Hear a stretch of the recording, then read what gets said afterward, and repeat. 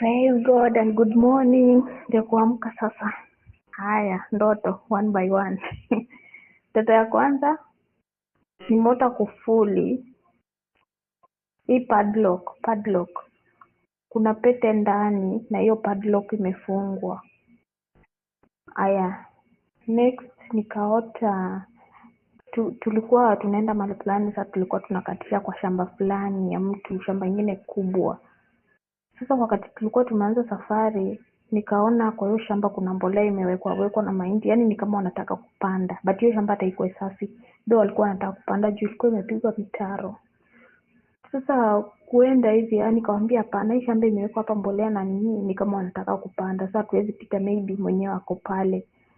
Alafu tukaona watu wengine wanakuja wengi, wakatuambia msipite hapo, mwenye shamba hako, na pia kuna maskari wanachunga, mtashikwa. Mimi nikamwambia masista zangu, haya turudi. Nilikuwa na masista zangu na watoto wetu wote.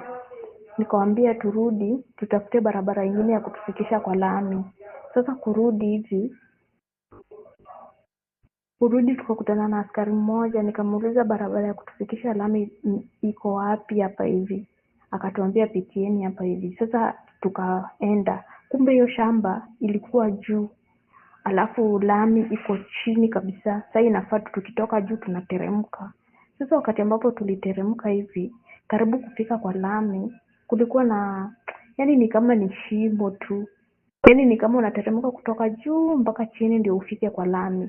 Sasa tukateremka kufika pale chini, pakakuwa parefu sana penye siwezi hata nikaruka. Nikasema hapa nikiruka nitaumia miguu. Nikamwambia masista zangu hapa ni mbali, hapa tukiruka tutaumia.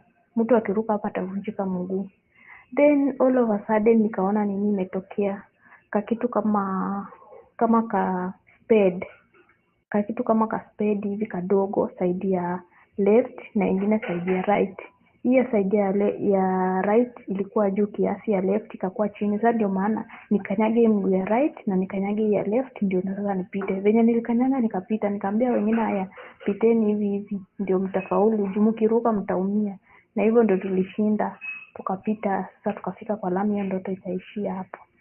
Ndoto nyingine nikaona magas nyingi, gas cylinders nyingi. Sasa sijui inamaanisha nini.